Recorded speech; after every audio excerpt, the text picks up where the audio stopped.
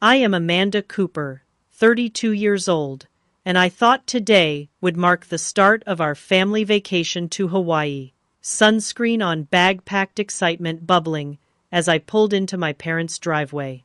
Then my mom opened the door with a tight smile. "Amanda, you were never actually on the guest list. We figured you would be fine alone." I smiled, swallowed my heartbreak, and drove away. Before I continue this shocking story, let me know where you are watching from and hit subscribe to see how this family betrayal ends with the surprise of a lifetime. Growing up as the middle child in the Cooper family was never easy. Sandwiched between my older brother Justin, now 35, and my younger sister Stephanie, 28, I often felt invisible. It was not just a feeling, though. There was always tangible evidence that my parents, John and Diane Cooper, 62 and 58 respectively, saw me differently than my siblings. Justin was the golden child, the firstborn son, who excelled at sports and went on to become a successful financial advisor. Stephanie was the baby of the family, artistic and charming, who could wrap our parents around her finger with a single smile. And then there was me, Amanda, the middle child, who was expected to be independent, resilient, and understanding when there was only enough attention for the other two. Family vacations were always particularly telling. When I was 12, my parents took Justin to baseball camp in Florida, and Stephanie tagged along for the beach. I stayed with my aunt for those 2 weeks. When I was 16, the family took a road trip to the Grand Canyon, but I had to sit in the cramped back seat with all the luggage while my siblings spread out comfortably. By 18, I stopped expecting equal treatment and started making my own plans. "Amanda has always been so self-sufficient," my mother would say proudly to her friends, as if my independence was a personality trait rather than a survival mechanism I had developed from years of being overlooked. After college, I moved to Chicago and built my own life, landing a position at a digital marketing agency. I climbed the corporate ladder steadily, and though I lived only 40 minutes from my parents, our interactions became limited to major holidays and occasional Sunday dinners, where the conversation inevitably centered around Justin's career achievements or Stephanie's dating life. 2 months ago, during one of those Sunday dinners, my father mentioned a family trip to Hawaii that he had been planning. 2 weeks in Maui, at a beautiful beachfront villa, he announced proudly, "We have been saving for years." My mother clapped her hands together. "It will be the perfect family getaway." For the first time in years, I felt included in the family circle. When my father looked at me and said, "We want everyone there," I allowed myself to believe that everyone included me. In the weeks that followed, I became an active participant in the planning. I researched restaurants in Maui and sent links to my parents. I found information about the best snorkeling spots and created a shared document with potential activities. My mother thanked me for my input, and my father seemed impressed by my organizational skills. "This might be the best trip we have ever taken," he said during a phone call. And I silently agreed, hoping this vacation might bridge the gap that had formed between us over the years. I submitted my vacation request at work, explaining to my boss that I needed 2 full weeks for a meaningful family reunion. I spent weekends shopping for new swimsuits, sundresses, and hiking sandals. I downloaded Hawaiian language apps and practiced basic phrases, imagining impressing my family with my cultural preparation. The night before we were supposed to leave, I packed my suitcase meticulously. I included small gifts for each family member, a Hawaiian shirt for my dad, a pearl bracelet for my mom, a waterproof phone case for Justin, and a journal with pressed flowers for Stephanie. I applied sunscreen that morning out of pure excitement, imagining the Hawaiian sun on my skin. I had never felt more ready for anything in my life. This trip represented more than just a vacation. It was a chance to reconnect with my family, to finally feel like I belonged among them. After years of feeling like an outsider, I thought Hawaii might be where the Cooper family finally became whole. When I pulled into the driveway that morning, I noticed the garage door was open. I could see suitcases being loaded into my parents' SUV. I parked my car, grabbed my carefully packed bag, and approached the front door with a heart full of anticipation. The flight was scheduled for 6 that evening, and we had agreed to meet at the house by noon to drive to the airport together. I rang the doorbell, eager to begin what I thought would be 2 weeks of family bonding and tropical memories. I had no idea that the moment my mother opened that door, everything would change. My mother opened the door wearing her travel outfit, a flowing linen blouse, and matching pants, perfect for a long flight. Her face registered surprise when she saw me standing there with my suitcase, as if I was an unexpected delivery rather than her daughter. "Amanda," she said, her voice tight. "What are you doing here?" I laughed, thinking she was joking. "I am here for the airport carpool, Mom, just like we planned." She glanced over her shoulder into the house before stepping onto the porch and partially closing the door behind her. That was when she delivered the words that would echo in my mind for weeks to come. "Amanda, you were never actually on the guest list. We figured you would be fine alone." I stood there, sunscreen, already applied, bag packed, completely stunned. "What are you talking about? We have been planning this for months. I took time off work." My mother had the decency to look uncomfortable, but her resolve never wavered. "There was a misunderstanding. The villa only has 3 bedrooms, and we need one for your father and me, one for Justin, and one for Stephanie and her new boyfriend." "New boyfriend," I repeated dumbly. This was the first I had heard about Stephanie bringing someone. "Yes, she has been dating Greg for 2 months now. Your father and I thought it would be nice for them to have this time together." The front door opened wider, and my father appeared. He was wearing his vacation hat, the straw fedora he saved for special occasions. His expression was pained when he saw me, but he made no move to contradict my mother. "Amanda," he said, as if my name was a complete sentence. "Dad," I replied, waiting for him to fix this, to say there had been a mistake, that of course I was coming on the family vacation. But he just stood there silently, his hand on my mother's shoulder. "You could have told me," I said, fighting to keep my voice steady. "You could have told me weeks ago, instead of letting me take time off and pack my bags." "We did not want to hurt your feelings," my mother explained. "We know how sensitive you can be." Before I could respond to this particular piece of gaslighting, Justin appeared in the doorway, dragging his expensive luggage behind him.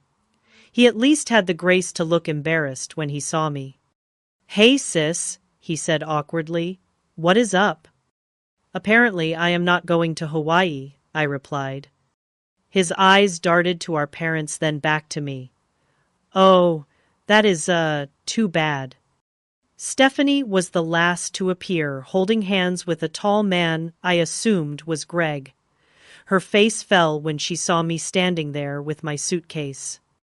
"Amanda," she said, her voice small, "I thought Mom was going to call you." "Well, she did not," I replied. "Instead, I drove all the way here to be told in person that I am not welcome on the family vacation." No one spoke. We all stood there in this terrible tableau, me on one side with my pathetic suitcase and sunscreen-slathered skin, and the rest of my family on the other, united in their exclusion of me. I could have caused a scene. I could have shouted or cried or demanded answers. But years of being the overlooked middle child had taught me to swallow my pain with dignity. So I smiled, nodded, and picked up my bag. "Have a great trip," I said, turning back toward my car. "Amanda, wait." Stephanie called after me, but I kept walking. I drove home in a daze, my mind replaying years of similar exclusions. The time my high school graduation dinner was cut short because Justin had a baseball game. The Christmas, my gift, was clearly an afterthought. while my siblings received carefully selected presents. The family photo sessions, where I was positioned in the back or asked to take the picture instead.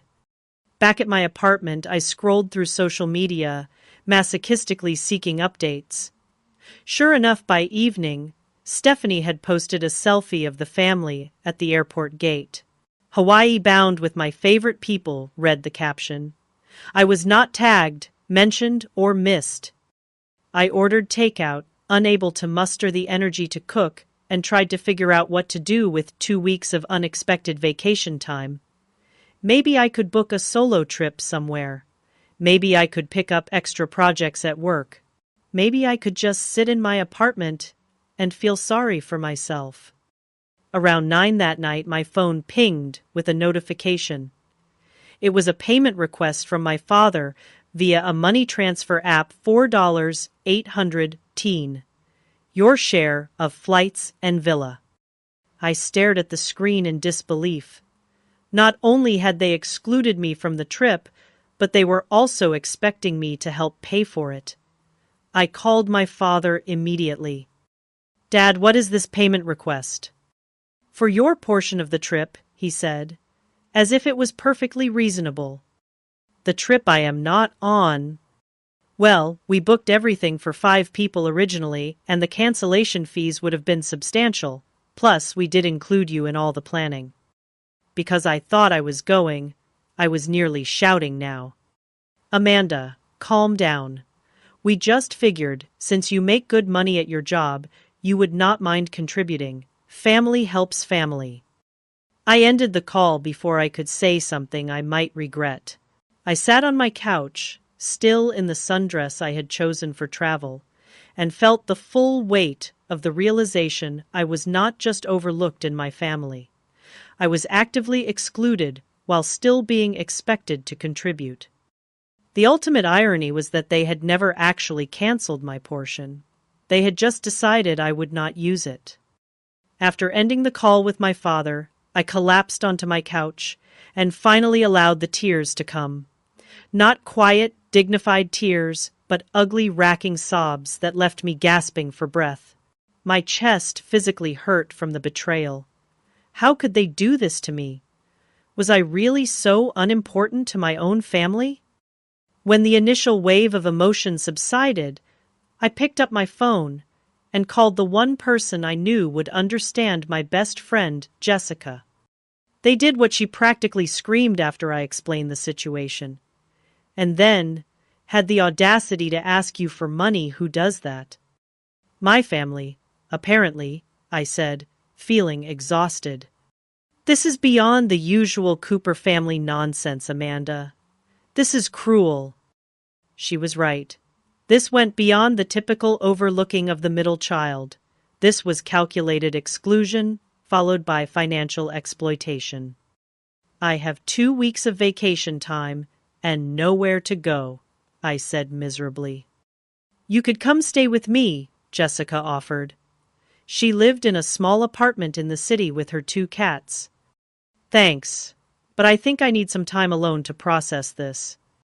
What are you going to do about the money request? That was the question that kept circling in my mind. My first instinct was to call my parents back and tell them exactly what I thought about their request. I wanted to list every instance where they had made me feel less than, every time they had chosen my siblings over me, every moment I had swallowed my hurt to keep the peace. But then a different idea began to form. What if instead of confronting them directly, I showed them exactly what they were missing by excluding me? I think I am going to pay them, I said slowly. Amanda, no, Jessica protested. They do not deserve a penny from you. Not the full amount, I clarified. I am going to send them $1 with a note. You will have a surprise. Jessica was quiet for a moment before she started laughing. What does that even mean? I do not know yet, I admitted. But it will drive them crazy wondering. After we hung up, I sent the $1 payment with the cryptic note attached. Almost immediately, my phone lit up with a text from my mother. What is that supposed to mean, Amanda? I did not respond. Let them wonder. I spent the rest of the evening in a strange, focused state. The hurt was still there, but it was now accompanied by a sense of purpose. I opened my laptop and began researching flights to Hawaii. The prices for last-minute tickets were steep, but not impossible. I had been saving for a home down payment, and while this would set me back a few months, I decided my self-respect was worth the cost. I found a flight leaving the next evening with one stop in Los Angeles. It would get me to Maui a day after my family arrived. Next, I needed to figure out exactly where they were staying. My father had mentioned a beachfront villa, but Maui had dozens of those. I scrolled back through our family group chat, looking for clues. There it was in a message from 3 weeks ago: Sunset Breeze Villa in Wailea, confirmed for 5 guests. I looked up the property online. It was indeed stunning, a 3-bedroom villa with an infinity pool overlooking the ocean. The website listed similar properties nearby, and one in particular caught my eye: a smaller but equally luxurious villa just down the beach. It was available for the same dates, though, at a premium price due to the last-minute booking. I paused before entering my credit card information. Was I really going to spend thousands of dollars just to prove a point to my family? Then I remembered the look on my mother's face when she told me I was never on the guest list, as if I was an inconvenience rather than her daughter. I remembered my father's silence, his unwillingness to stand up for me. I remembered the payment request so casual in its cruelty. Yes, I was going to do this. Not just to prove a point to them, but to prove something to myself, that I deserved better treatment than what I had been accepting all these years. I booked the villa and the flight, then called my boss to explain that I would indeed be taking my planned vacation after all. She was understanding, even encouraging, when I gave her a censored version of the situation. "Sometimes you need to stand up for yourself, Amanda," she said. "The team will manage without you." With the logistics handled, I turned my attention to the emotional preparation. I knew confronting my family would be difficult. I would need to stay calm and dignified to express my hurt without letting it consume me. I practiced what I would say, rehearsing in front of my bathroom mirror until the words felt natural. Jessica came over the next morning to help me repack and drive me to the airport. "Are you sure about this?" she asked as we pulled into the departure lane. "I have never been more sure of anything," I replied. "They need to understand that they cannot treat me this way anymore." She gave me a fierce hug before I got out of the car. "Make them regret ever leaving you behind." With my suitcase repacked and my resolve strengthened, I entered the airport with a sense of purpose that overpowered my nervousness. This time, I had packed more deliberately comfortable clothes for the long flight, my best swimsuits and sundresses, for when I would confront my family, and even a new sun hat I had splurged on during a quick pre-flight shopping trip with Jessica. "If you are going to show up and show out, you need to look the part," she had insisted, as she helped me select the wide-brimmed straw hat with a blue ribbon that matched my eyes. The check-in process went smoothly, and soon I was settled at my gate, waiting to board the first leg of my journey to Hawaii. My phone pinged with a notification from the family group chat. Stephanie had posted more photos, the family enjoying Mai Tais at a beachfront restaurant, everyone smiling as if nothing was wrong, as if someone was not missing. I put my phone away and tried to focus on a book, but my mind kept wandering to what awaited me in Hawaii. Would they be angry? Embarrassed? Would they try to justify their actions? I had never stood up to my family in such a dramatic way before, and while part of me worried about the fallout, a stronger part felt exhilarated by the prospect of, finally, demanding the respect I deserved. When it was time to board, I found myself seated next to an elderly woman named Eleanor, who was traveling to Hawaii to visit her son. He moved there 5 years ago, and opened a resort, she explained proudly. I visit twice a year. There is nothing like family, is there? I smiled, politely, not wanting to dive into my complicated family dynamics with a stranger. But as the flight progressed, and Eleanor shared more about her life, I found myself opening up about my situation. My goodness, she said when I finished explaining, her eyes wide behind her glasses, and you are flying all the way there to confront them. I confirmed. She patted my hand. Good for you, dear. Sometimes family needs a wake-up call. Too often we accept poor treatment from relatives that we would never tolerate from friends. Her validation was unexpectedly comforting. As our conversation continued, I learned that her son Daniel owned a boutique resort not far from where my family was staying. You must come visit, Eleanor insisted, writing down the name and address of the resort. I will tell Daniel all about you. He always appreciates people with spirit. The flight landed in Los Angeles, where I had a 2-hour layover before the final leg to Maui. While waiting at my gate, I received a text from my father. What do you mean by surprise? We expect the full payment, Amanda. I did not respond. Let them stew in their curiosity. The flight from Los Angeles to Maui was longer, and I managed to get some sleep, knowing I would need my energy for what lay ahead. When I finally stepped off the plane in Kahului Airport, the warm, fragrant air of Hawaii enveloped me. Despite the circumstances, I could not help but feel a thrill of excitement. I was in Hawaii, and for once I was writing my own story rather than accepting the role my family had assigned me. I collected my luggage and found the rental car I had reserved. With the help of GPS, I made my way toward Wailea, where both my family's villa and my own accommodations were located. The drive was stunning, with the Pacific Ocean glittering on one side and lush green mountains on the other. When I arrived at my villa, I was greeted by a friendly staff member named Michael, who helped with my bags. Cooper, he repeated when I gave my name. We have another Cooper family staying just down the beach. Any relation?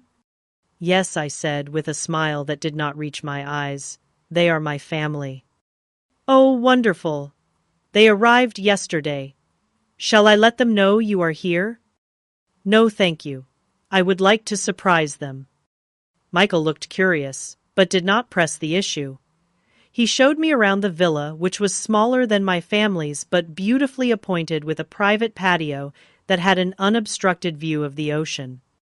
Is there anything else you need, Miss Cooper? He asked before leaving.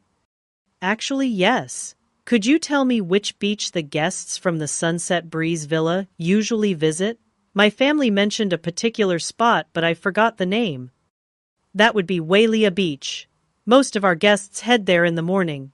It gets quite crowded by midday.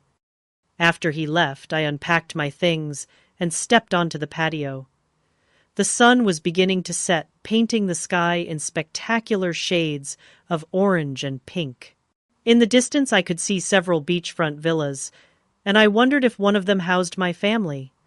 Were they enjoying the same sunset? Were they feeling even a twinge of guilt about excluding me? My phone buzzed with another text, this time from Stephanie. Amanda. What is going on? Dad is freaking out about your payment message. I typed out a response. Enjoy Hawaii. Say aloha to everyone for me.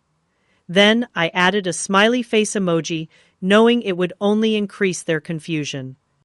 That evening I walked along the beach, mentally preparing for the next day. The waves lapped gently at the shore, and palm trees swayed in the breeze. I met a local couple, Kai and Leilani, who were playing ukulele near a small fire pit. When I mentioned I was here alone, they invited me to join them.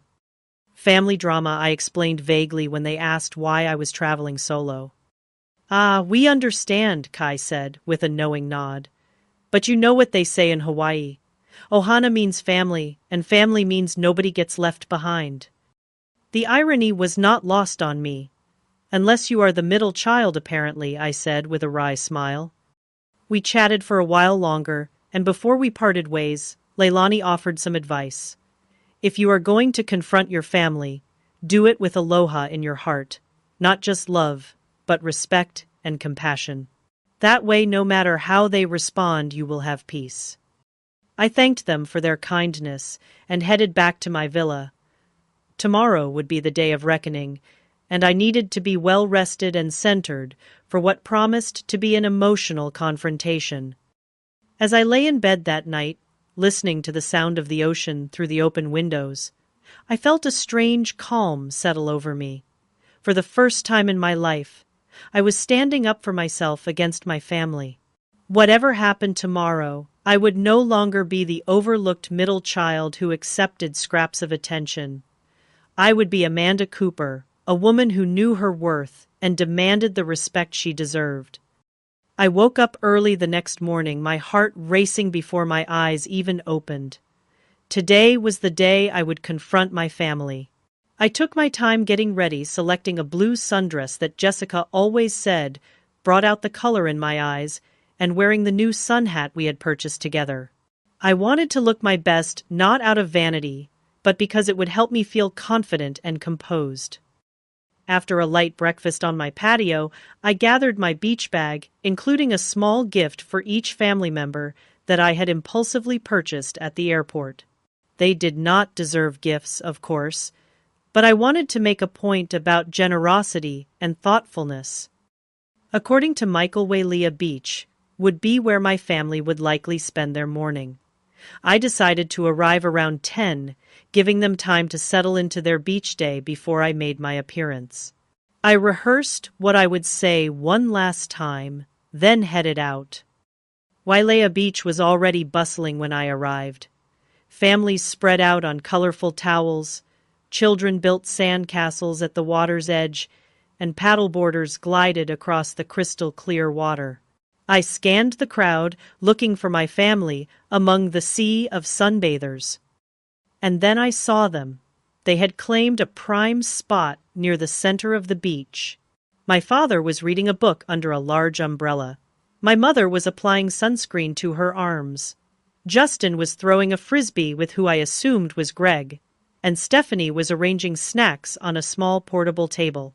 They looked perfectly content, a complete family unit, enjoying their Hawaiian vacation without me.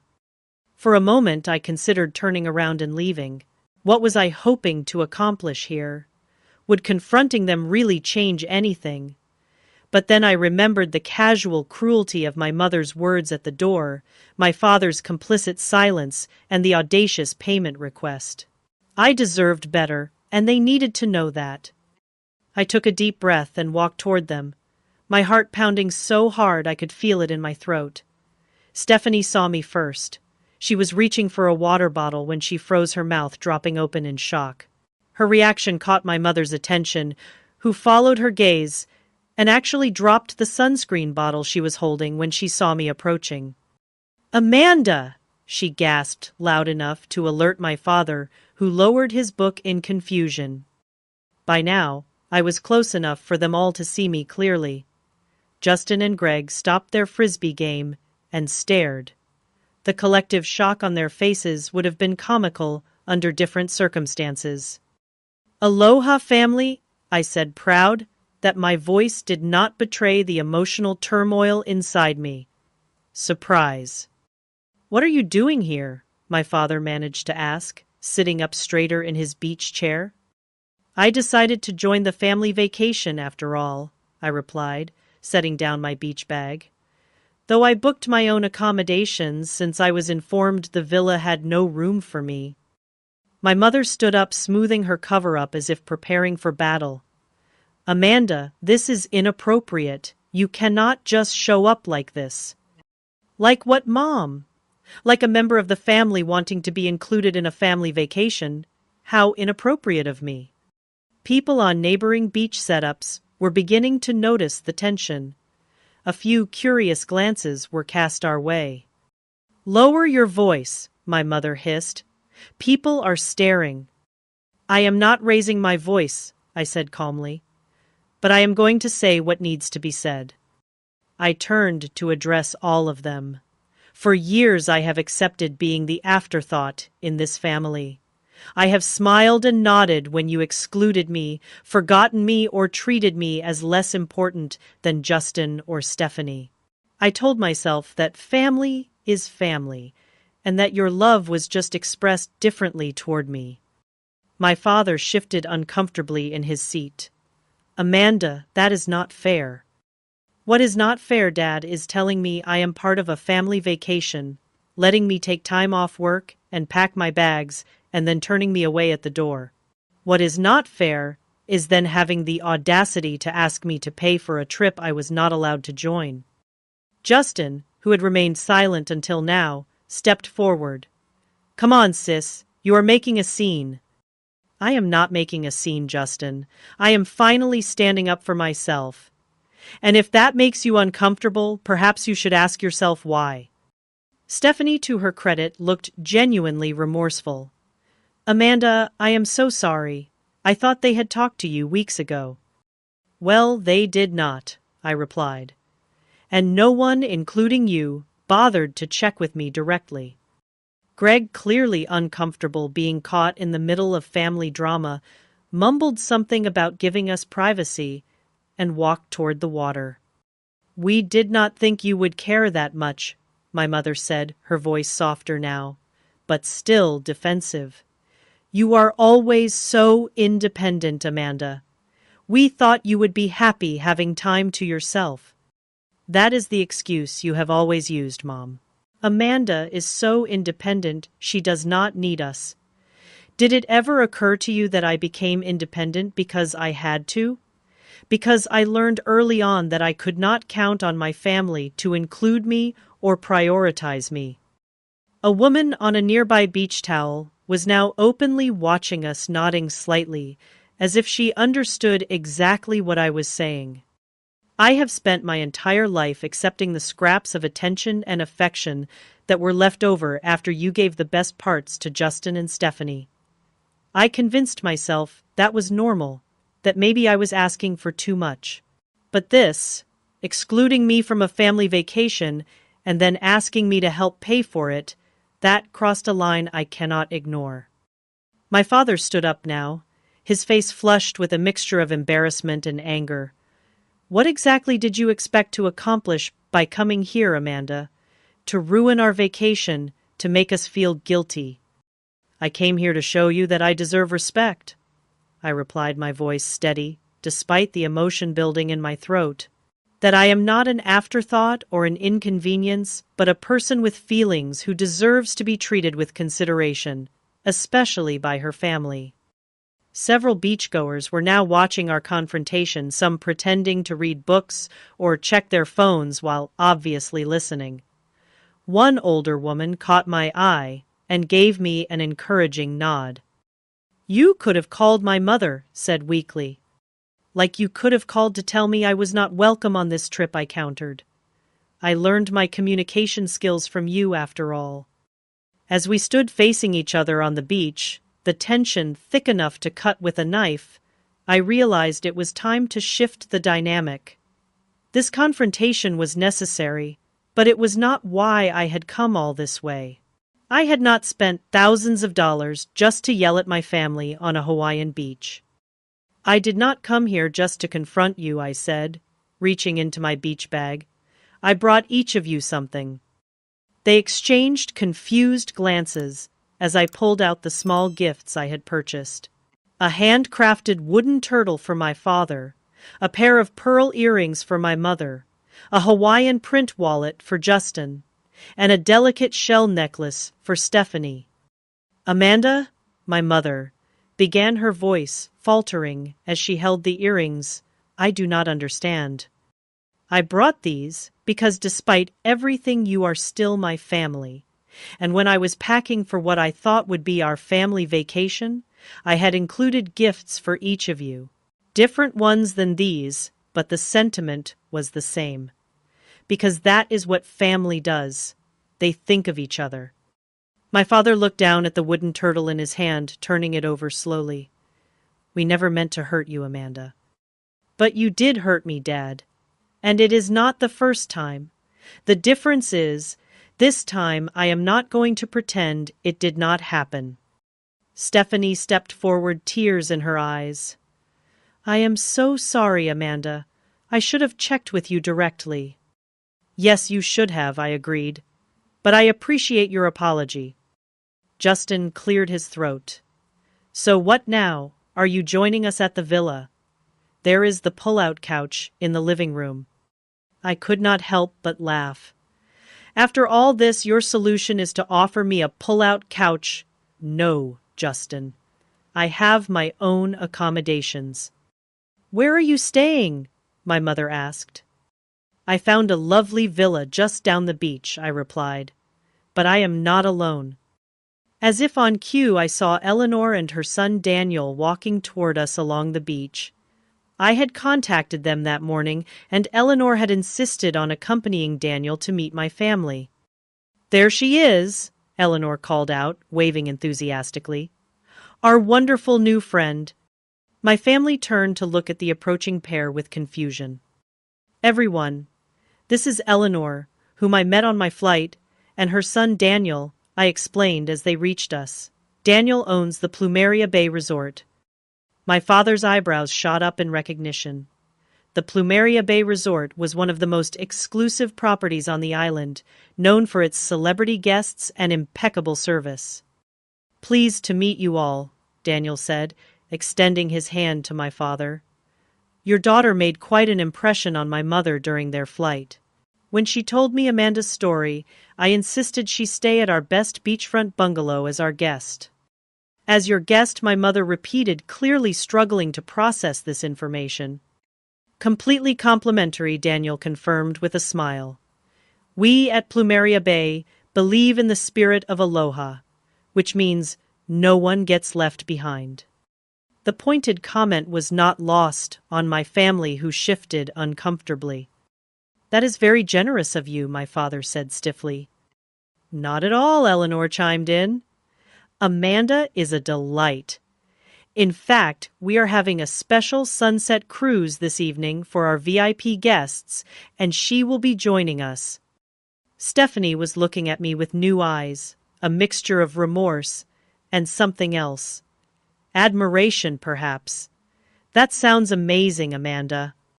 It does, I agreed. The bungalow is pretty spectacular, too. Private pool, butler service, the works. My mother's mouth had formed a tight line. I knew her well enough to recognize that she was calculating how this development affected the family dynamic. Her middle daughter, the one she had so casually excluded, was now being treated like royalty by the owner of the most prestigious resort on the island. Perhaps you would all like to join us for dinner tomorrow night at the resort restaurant, Daniel offered smoothly. As Amanda's guests, of course. Before my parents could respond, Stephanie said, We would love to. Justin nodded, looking somewhat bewildered by the turn of events. Amanda, my mother, said, her voice softer. Now could we speak privately for a moment? I nodded and followed her a short distance away from the group. When we were out of earshot, she turned to me. I owe you an apology. She said the words, clearly difficult for her. We should have handled this differently. Yes, you should have, I agreed, not making it easier for her. It was never about not wanting you there, she continued. The villa was expensive, and with Stephanie wanting to bring Greg, we had to make choices. The choice to exclude your daughter without even telling her. She had the grace to look ashamed. I know it sounds terrible when you put it that way. Because it is terrible, Mom. How would you feel if Grandma had done that to you? She was quiet for a moment. I would have been heartbroken. Exactly. She reached for my hand. Can you forgive us? Can we start over? Maybe you could move your things to the villa. We will figure out the sleeping arrangements. I gently withdrew my hand. I appreciate the offer, Mom, but I am actually quite happy at Plumeria Bay. This vacation has taken an unexpected turn, but I am going to embrace it. So you will not be spending time with us? She asked, looking genuinely disappointed. I will join you for activities here and there, I said, including dinner tomorrow. But I need some space too. This is not something I can just sweep under the rug. When we rejoined the group, Stephanie immediately pulled me aside. I am so sorry, Amanda, she said, her eyes brimming with tears. I had no idea they had not told you. When Mom said you could not come because of work, I believed her. Unlike with my mother, I could feel Stephanie's genuine remorse. It is not entirely your fault, I conceded. Can I come see your fancy bungalow sometime? She asked hesitantly. Maybe we could have sister time, just the two of us. I found myself smiling. I would like that. As Eleanor, Daniel, and I prepared to leave, my father approached me. That payment request, he said awkwardly. I have canceled it. It was wrong of me. Yes, it was, I agreed. Are we okay, Amanda? He asked, looking older and more vulnerable than I could remember seeing him. We will be, I told him. But it will take time. As we walked away, Eleanor squeezed my arm. You handled that beautifully, dear. Thank you for coming, I said, feeling emotionally drained, but somehow lighter. Both of you. Happy to help, Daniel said with a smile. Now, let me tell you about this sunset cruise. It is the perfect way to celebrate your independence. I looked back over my shoulder at my family, still standing together on the beach, watching us leave. For the first time in my life, I was not the one being left behind. I was moving forward on my own terms, and it felt incredible. The remainder of my Hawaiian vacation unfolded in ways I never could have anticipated. Instead of being the forgotten middle child trailing behind my family, I found myself embraced by a new circle of friends at Plumeria Bay Resort. Eleanor introduced me to other guests, and Daniel made sure I was included in all the exclusive activities the resort offered. The sunset cruise that first evening was magical. As we sailed along the coast of Maui, watching the sky turn brilliant shades of orange and pink, I felt a sense of peace settle over me. Eleanor sat beside me, sharing stories of her own family struggles and how she had learned to set boundaries while maintaining relationships. The thing about family, she said, as we watched the sun sink below the horizon, is that we do not get to choose them. But we do get to choose how we allow them to treat us. The next day, Stephanie texted asking if she could visit my bungalow before our family dinner.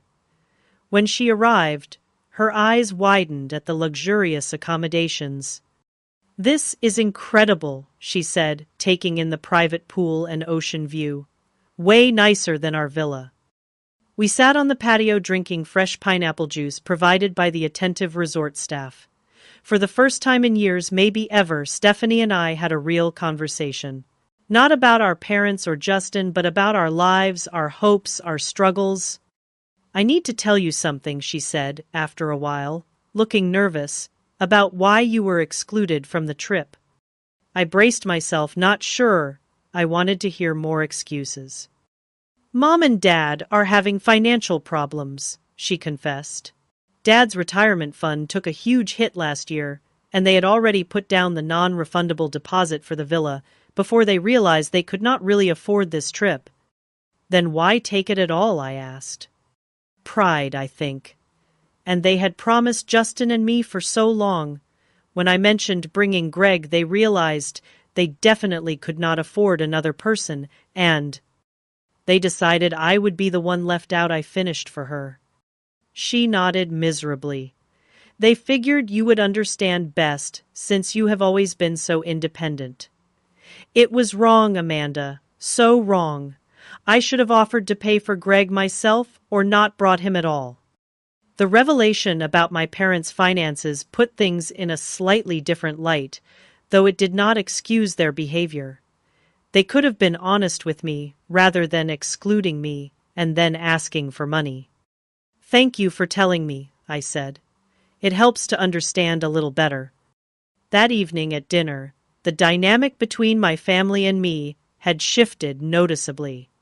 My parents were subdued, almost deferential. Justin seemed to be seeing me with new eyes, asking about my job and life in Chicago with genuine interest. As we were finishing dessert, my father cleared his throat. Amanda, your mother and I have been talking. We want to reimburse you for your flight and any other expenses you incurred getting here. That is not necessary, I replied. I came here for myself as much as for any of you. Still, my mother insisted we want to make things right. What would make things right, I said carefully, is a promise that this kind of exclusion will not happen again. I do not need your money. I need your respect. They both nodded, solemnly. On the last day of my vacation, I was surprised by a knock on my bungalow door. It was Justin, looking uncharacteristically uncomfortable. Got a minute, he asked. I invited him in, curious about what had prompted this solo visit. I owe you an apology, he said once we were seated. Not just for this trip, but for a lot of things over the years. Such as I prompted, not making it easy for him. For taking you for granted. For not speaking up when Mom and Dad favored me. For acting like their preferential treatment was normal or deserved. He looked genuinely remorseful. Seeing you stand up to all of us on the beach made me realize how strong you are, Amanda. Stronger than me, honestly. I have always just gone along with whatever Mom and Dad wanted. His words were unexpected and touched me more deeply than I cared to admit. Thank you for saying that, Justin. I want us to be closer, he said. Real siblings, not just people who see each other at holidays. I would like that too, I replied, surprised to find I meant it. That afternoon I received a text from my parents saying they would be heading to the airport soon, but wanted to say goodbye. When I met them in the resort lobby, they seemed smaller, somehow more human, and less like the parental figures who had loomed so large in my mind. We have been terrible parents to you, my mother said, tears in her eyes. I do not know if you can forgive us, but we are truly sorry, Amanda. We got so used to you being the strong one, the independent one, my father added, that we forgot you need family just as much as anyone. I hugged them both, feeling the beginning of something healing between us. This is not fixed with one conversation, I told them, but it is a start. After they left, I spent my final evening in Hawaii, walking along the beach at sunset. Eleanor joined me, her company now, a comfortable presence. So what happens when you go home? She asked. Will things be different with your family? I think so, I said. At least, they will be different because I am different now. I will not accept being treated as less than anymore. She nodded approvingly. The best families are those where everyone feels valued, heard, and included. Sometimes it takes a disruption like this to create a healthier dynamic. I just wish it had not taken something so dramatic, I admitted. Sometimes the most important lessons come wrapped in the most painful packages, she replied wisely. When I returned to Chicago, Jessica was waiting at the airport, eager to hear every detail of my Hawaiian confrontation. As we drove to my apartment, I told her everything from the beach showdown, to the revelations about my parents' finances, to the heartfelt conversations with my siblings. So basically, you went from being the excluded middle child to the VIP of Hawaii, she laughed. That is what I call a plot twist. It was never about the fancy resort or the special treatment, I explained. It was about finally demanding the respect I deserve from my family. And did you get it? She asked. I thought about it for a moment. I think I laid the groundwork for it. Real change will take time. But for the first time, I feel like they actually see me. In the weeks that followed, I noticed subtle but significant shifts in my family's behavior. My parents called more often, making genuine efforts to be involved in my life. Stephanie and I had weekly video chats, building a sisterly bond that had been missing for years. Even Justin reached out regularly, sending me funny texts or articles he thought I would enjoy. But the most profound change was within myself. I no longer felt like I needed to earn my place in the family or accept whatever scraps of attention came my way. I had found my voice and my worth, and I carried that knowledge with me like a precious souvenir from Hawaii. Family relationships are complicated, often laden with years of patterns and expectations that can be difficult to break. My confrontation on that Hawaiian beach was not a magical fix for all our problems, but it was a necessary disruption of a dynamic that had been hurting me for years. I learned that sometimes love means setting boundaries, speaking uncomfortable truths, and refusing to accept treatment that diminishes your worth. I learned that I could stand up for myself without burning bridges, that I could demand respect while still leaving room for reconciliation. Most importantly, I learned that family is not just who you are born to, but who sees you, values you, and makes space for you at the table. Sometimes that includes blood relations who learn and grow, and sometimes it includes the Eleanors and Daniels of the world who show up when you need them most. What about you? Have you ever had to stand up to family members who took you for granted? How did you handle it? I would love to hear your stories in the comments below. And if you enjoyed this journey with me, please like and subscribe for more stories about finding your voice and your worth. Share this with someone who might need to hear that they deserve a seat at the table too. Thank you for being part of my extended family here. Remember, you are never alone in your struggles, and your voice always deserves to be heard.